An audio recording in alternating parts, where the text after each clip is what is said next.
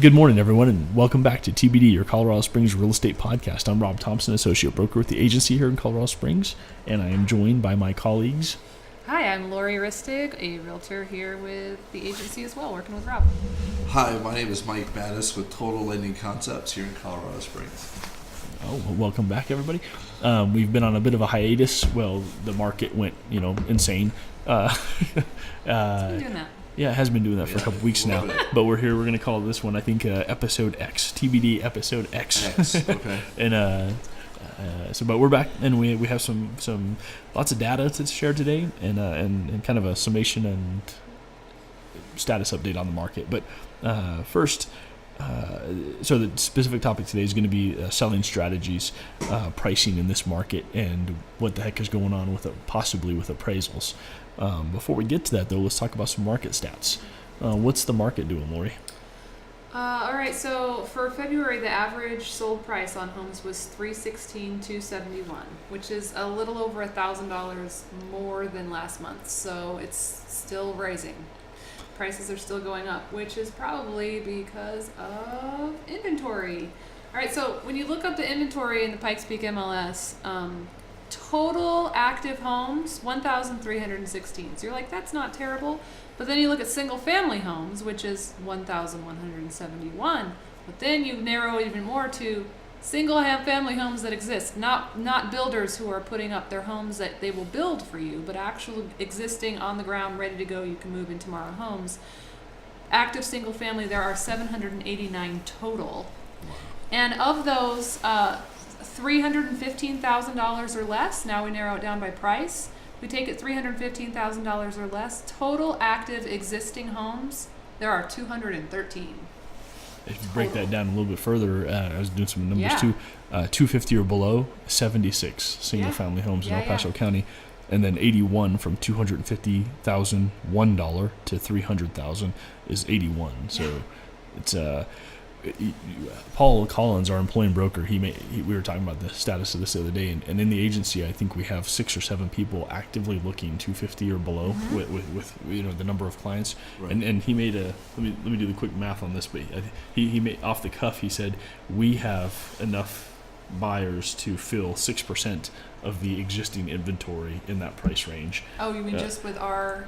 With our brokerage alone? Within our brokerage, and here's the actual numbers as they stand right now. With 76 homes on the active market and 6 active clients looking for homes 250 or below, we can fill 7.9% of the existing inventory in our brokerage alone. Guys, we're a little brokerage. We're mom and pop. That's substantial, and it's bearing out too in the market. We are probably going to find out today that we did not win on what is the 12th offer for one of my clients, and I'm good at this job. Not the little humble brag there. He's good at this job, and it's just and we'll get into this with the topics too. But this maybe for another session. But on the buying side, there's just no effective way to win because to segue into the seller side, seller X might be fine with a far over market $15,000, $20,000 over list price offer. Seller Y is going to say that's not going to appraise, so I'm not going to take that risk. And so house to house, agent to agent, and then house to agent is you could even have an agent who has a very, most I suspect do have a strategy, but then we only can advise our seller. So the seller. Lots of variables, and then add in the cash conventional FHA VA variable, and you almost by definition a VA or FHA loan is going to lose to a cash or conventional offer. Right. All things remaining equal, all else remaining equal. So we're on all-time low in inventory. You mentioned the 316 price for February. Yep. That is actually I was calling last year for a halt in the rising prices. I'll state categorically I was wrong. We are from November to now. Well, there's been a $12,000 average price increase. Wow. But what has the inventory done from then to now? It's continued to shrink. Right. Yeah. So it's real hard to say, if you were to say if inventory stayed exactly as it was right now, this is what will happen to prices. But you can't. It's impossible to predict.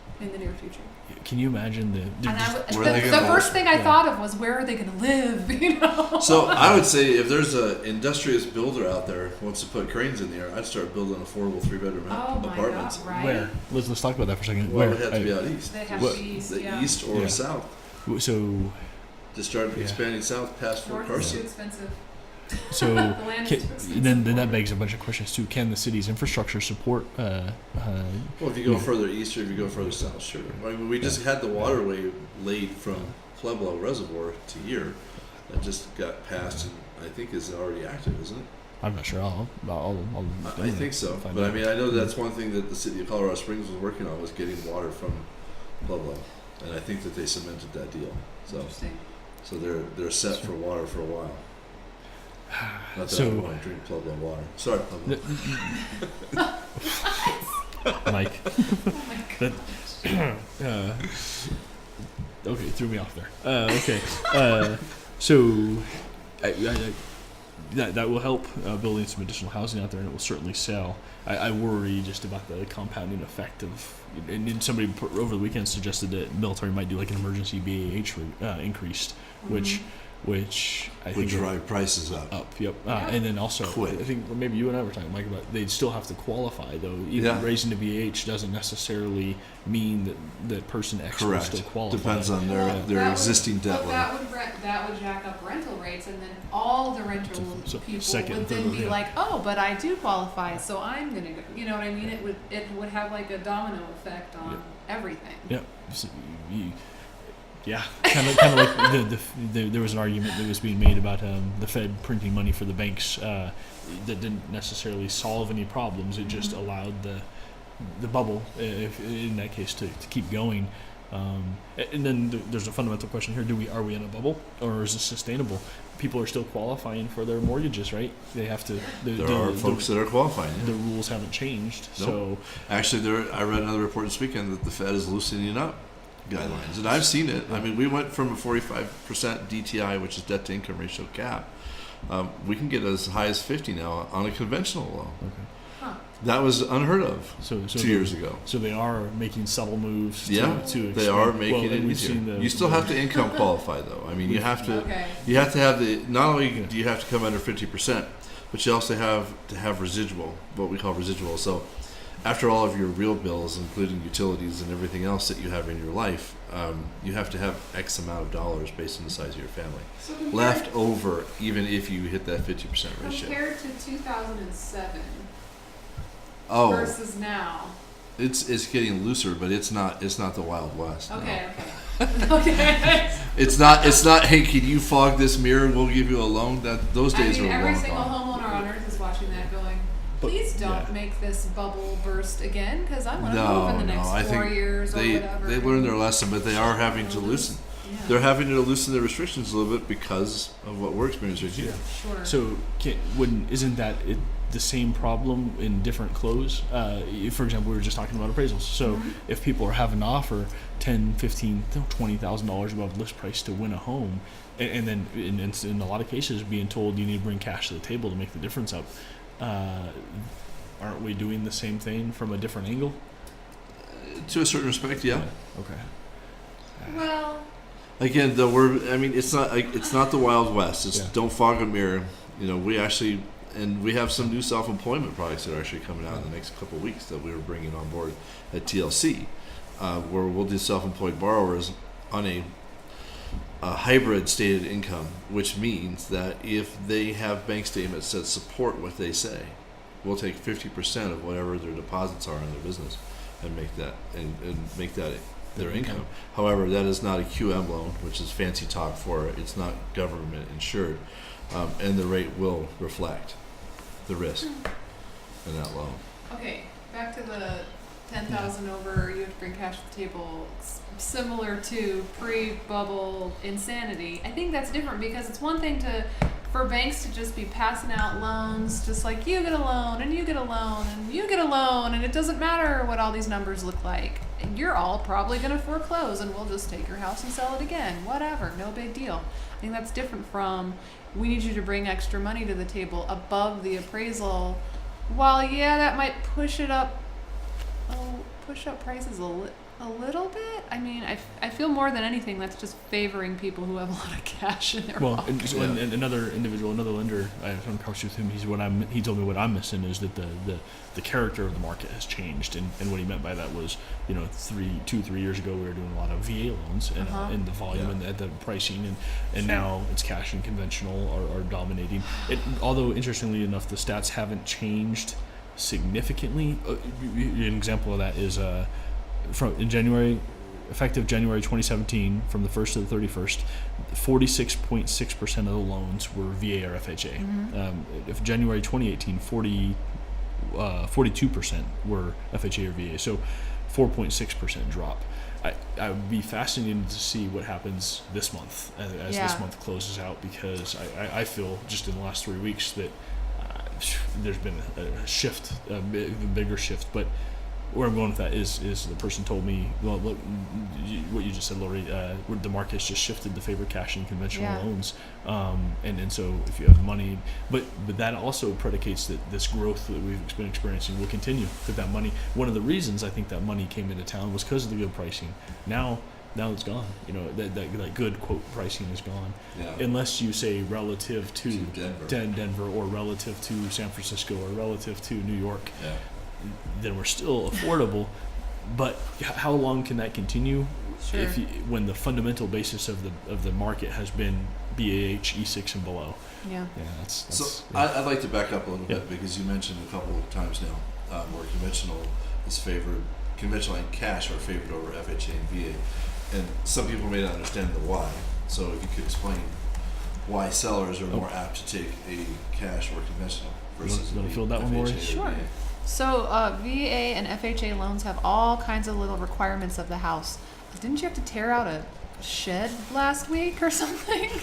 Yeah. So if there's peeling paint, the owner now has to go, even just a little bit, the owner now has to go and repair that. If there's a rickety handrail on steps or on a porch or something, the owner has to go in and repair that before their loan will get approved. The loan won't get approved if all these little tick mark items aren't fixed. So if you're selling a house and it's a 40-year-old house and it's in pretty good shape, but there's a couple little things, you're gonna have to fix those. If you have 3 loans on the table, one of them's cash, one of them's conventional, and one of them's VA, the cash loan, or the cash offer, the person's saying, "I'm just going to give you cash," and there's no restrictions whatsoever. As is. I don't even need an appraisal. Nothing. Right. The conventional loan, it's going to be based on the appraisal more than anything. If the house appraises for the price that you're offering and that the contract was for, you're probably good to go, especially if you've been pre-approved and all your numbers are in. If the house does not appraise, let's say it appraises for $5,000 below, the lender's only going to loan you up to the appraisal amount. So that they either need to lower the price or the buyer has to bring in the difference. Then we're going to go to the VA loan. If there is that rickety handrail, if there is now the seller is on the hook to repair all these things, and there's no not doing it. You have to, if you want that loan.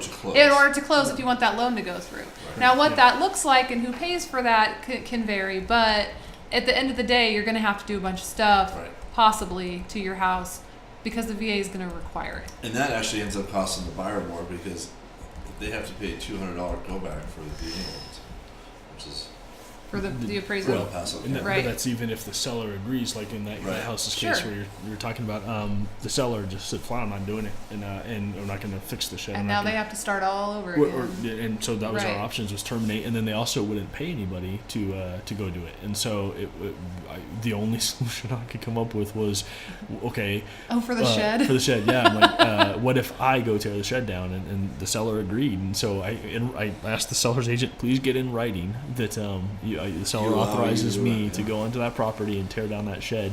And so then I went and got a big old sledgehammer and I took a couple whacks at it and decided that shed was the sturdiest shed I have ever seen. You are devoted. Well, and after about 5 or 6 whacks, I was like, and barely making a dent. I'm like, I need to hire some younger guys to help me here. And so I had to call in some reinforcements. But we tore the shed down and got it out of there, and so it could close. But but yeah, the seller was like, and I'm just not doing anything, and I'm encountering that with increasing frequency that in this market, the sellers just they know they're in a strong market position. So at the end of the day, you could choose between a VA, FHA, or conventional. You pick the conventional because it's going to be the least amount of hassle. Well, yeah, potentially, yeah. The most quote liberal, sure. not in a political sense of appraisals. You so know, that there are bidding wars no over homes because there's low inventory, and the number of VA loans going through is down 4%.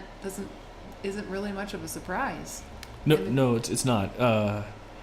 It's just unfortunate, yeah, especially if your client is a VA buyer. It is. And so there's that side of it where I'm struggling to find homes. Well, just we're struggling to win for these folks because of that very thing. And then the other part of it is a fundamental concern about can you alter the quote character and not in a negative. There might be a better word for it, but can you alter the nature? There you go, nature of a market, and is it sustainable? So that's the question. Well, yeah, question of the day. Yeah. So yeah, we talked about. Let's talk about pricing real quick. Sure. In this market. So you're a seller's agent. You're going to price a home. The comps, the comps support say $240 list price. What do you price it at? I'm like, do I say what I'd really do? Yeah. Okay. Yeah. Well, so here's what I really. I mean, yeah. well, okay, yeah. You talked. Well, of course. Yeah. If you overprice something, you're going to have fewer people coming to see it.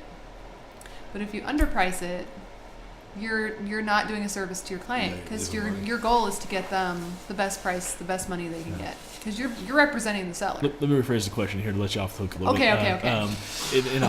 Hypothetically, what are some strategies in pricing a home? A lot of that also depends on how quickly they want to get out of there. Yeah. If they're like, I'm buying something else, I got to get this thing sold, let's do this, then yeah, price it correctly. Price it right at whatever the market. If it says 240 is what the comps are pulling, look, we're going to price it at 240, and if lots of people come in with offers, great. But if you have some time to kill, maybe overprice it a teeny bit, not a lot. Otherwise, people are going to come in and say this isn't worth that. Alternatively, you can price it lower, and you'll get a lot of people coming in a rational market, to see it. So you really just have to ask yourself: do you want lots of people? You want lots and lots of offers, or is your seller saying, I don't want a million yahoos in my house. I don't want this sitting here forever. Let's just get this done, one and done. Yeah. Price it correctly. I think price range matters too. Sure. In that decision matrix. If you're over 300,000, there's over 50% of the homes are. In the current market, the thing I would do is I'd list it for the right price, and then instead of just saying, yeah, bring me your offers. Every agent, every buyer's agent is going to put 24 hours or less on when you can get back to them. I would say the house is being listed Thursday evening. We are not accepting any offers until Monday. That way you have the whole weekend to show to lots of people and then get in a whole bunch of offers. That then you can sit down and look at each one and pick your favorite one, which is real unfortunate if you're a buyer. But as a selling agent, I feel like that's the best way to get the best deal and the most solid deal for my seller. That can't argue with that. That's your fiduciary responsibility. Well, what I like to tell folks too is consider price the home at what you're willing to accept as well. Yes. Because here's another angle on this is if you list a home for $247. And you get a $247 offer, and that's all you get. Then you don't want to have priced low, in my opinion, to drive multiple offers. Because then you've got what you asked for. Yeah. So there's another angle on that too. So you could underprice it. You could price it at the current comps. You could overprice it over the current comps and hope that the appraiser looks at market demand and gives that extra value.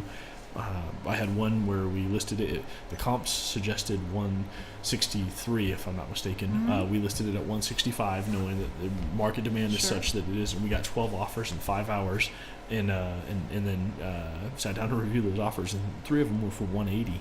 I counseled the seller that, you know, hey, those look beautiful, right? But that's, you know, $17,000 above what the nearest comparable. And so you're going to take a measured risk here that we're going to have to renegotiate appraisal. And so I told him, don't mentally spend that money. unless that's a cash offer. Well, would you believe it? It appraised. Oh my It came back. The appraiser gave value, and so To a certain Yeah. extent, isn't a home worth what a buyer is willing to pay? to a certain extent, yeah, and that factors, I believe, into their decision Yeah. matrix as well. The buyer's saying, I think this home is worth this. To a certain I extent. want this home. But there I also know. there's a second and third order effect. You know, for example, that 180 house now, Sure. that sell raised the values in a quarter-mile radius diameter. Of all the other houses. $17,000, that one single when other sell, people right? are running comps on their houses for sale, they're going to see that And 180. they're it's going to go bump up 182, everybody else. 185, Yeah. and so yes, that's true Yeah. to a certain extent. But then It helps the sellers and hurts the buyers. It really does. Yeah. But when you're representing the buyer, your job is to absolutely get the buyer the best deal. When you're representing the seller, your job is to absolutely get the seller the best deal. I think in this So- market though, I think your job as a buying agent is to get the house.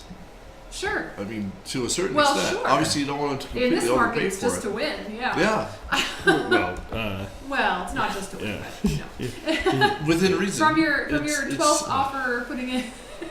So what do you do in that case? You know, I Yeah. just So what I tell my folks is we pick a strategy and then we apply that strategy consistently. You know, and we are going to win on one of these. But you pick that strategy and then knowing the agent on the other side and then trying to get a sense of the seller on the other side. So like yesterday, I had a conversation with a list agent and called them up and said, hey, you know, first and foremost, what do we need to do to win to lock this down today? Yep. And of course, you can't answer that question unless the seller's authorized him to do. But doing my job as the buyer's agent, trying to get a sense of where we stand, Sure. right? And information, right? And then I said so, and I also asked if we were to come in crazy high, you know, is your seller going to reject us because it's probably an irrational offer? And he said something to the effect of probably. So I'm like, okay, so that tells me I need to dial it back. But then I know that there's going to be multiple offers, and sure enough, there's been multiple offers. Some of which are crazy high, and now we're probably going to lose to one of those offers because they're crazy high, right? And so, Yeah. what is the right answer? I'm sticking to a logical, rational strategy, informed by the other side as best as possible, and just consistently apply that strategy. But you know, it's I don't know. It's I interesting. wonder if we're going It to is. see more escalation clauses here now too.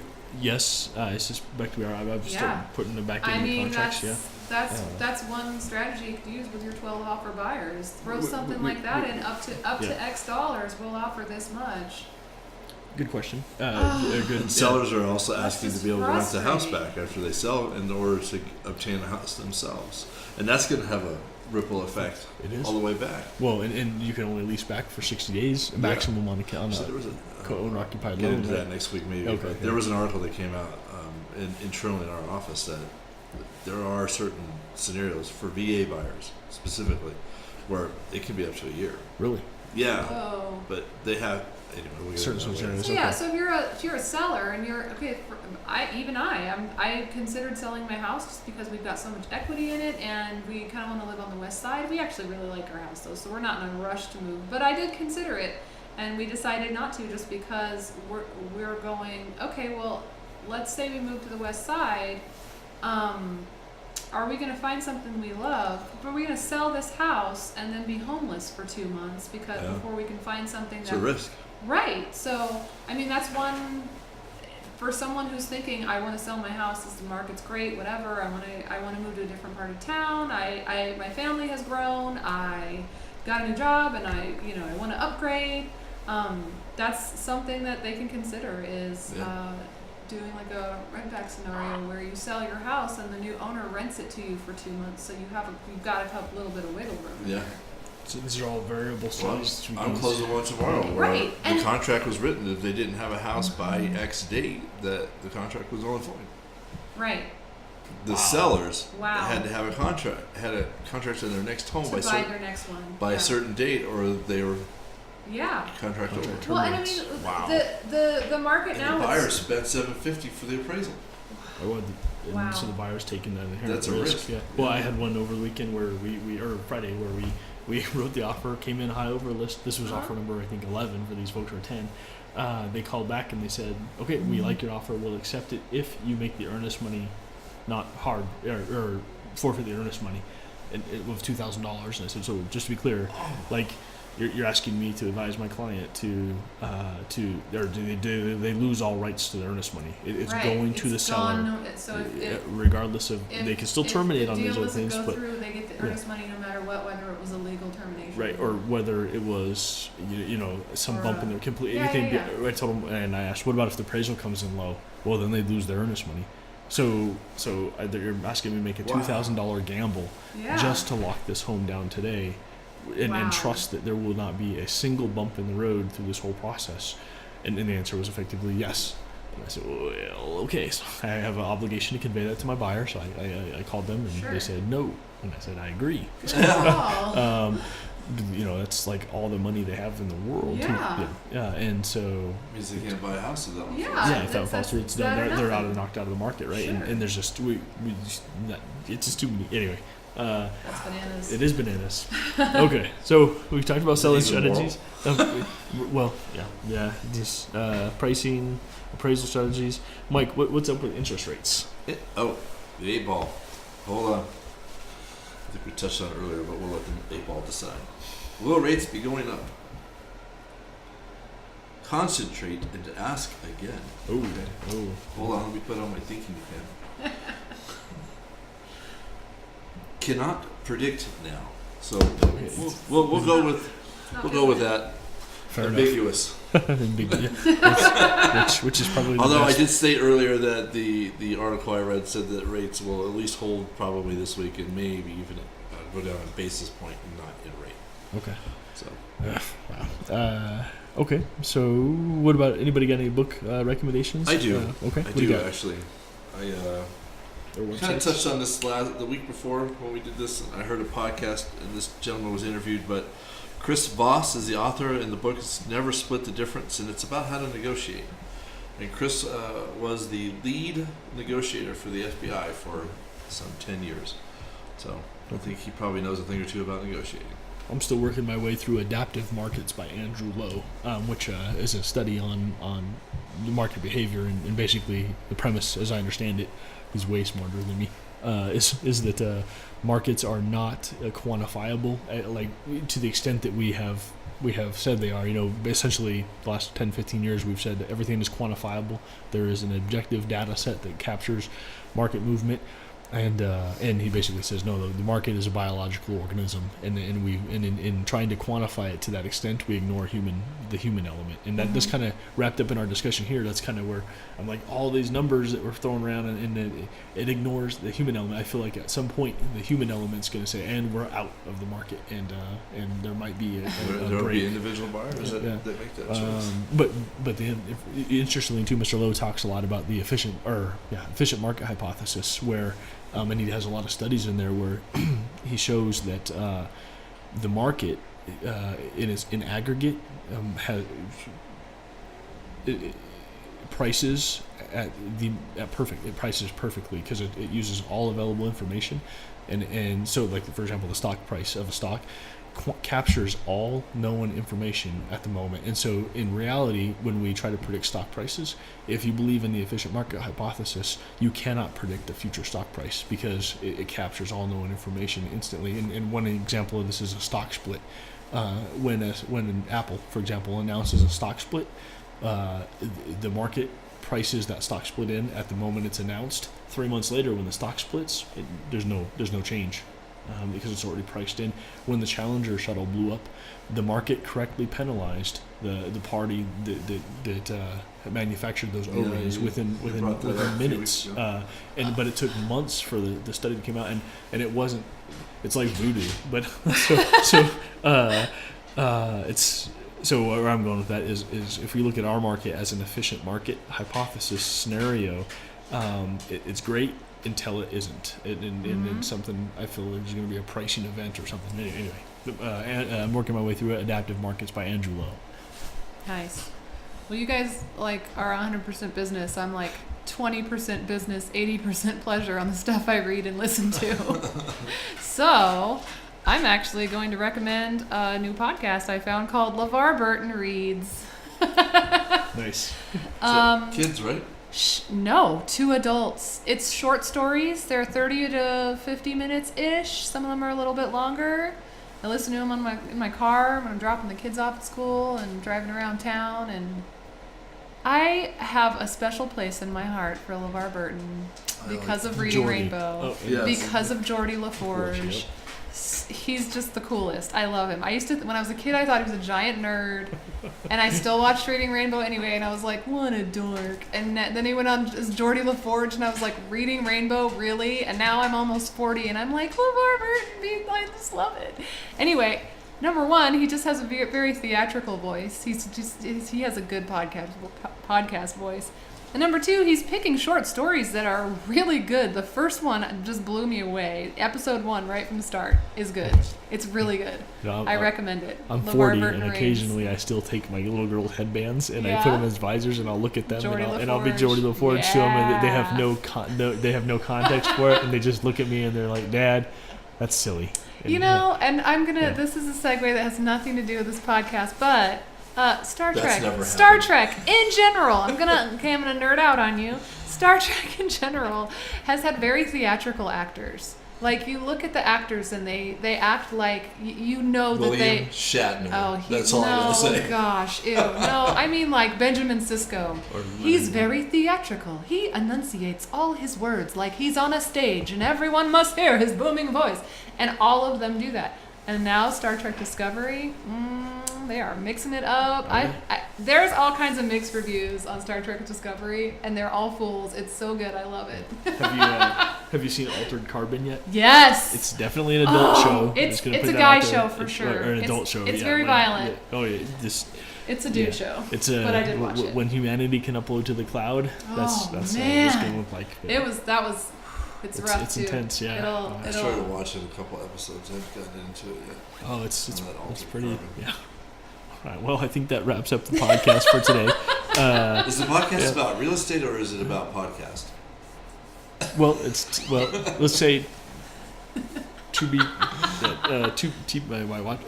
it's TBD, man. It's to be determined. Okay. So Fair it's enough. kind of a real estate, it's a Mod Podge. life, philosophy, sci-fi, End of real world. estate, that's sci-fi, statistics, melting pot. Yeah, right. I think It works. Yeah, I like it.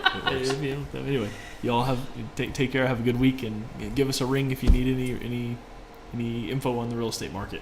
We gotcha. Have a good week. Thanks.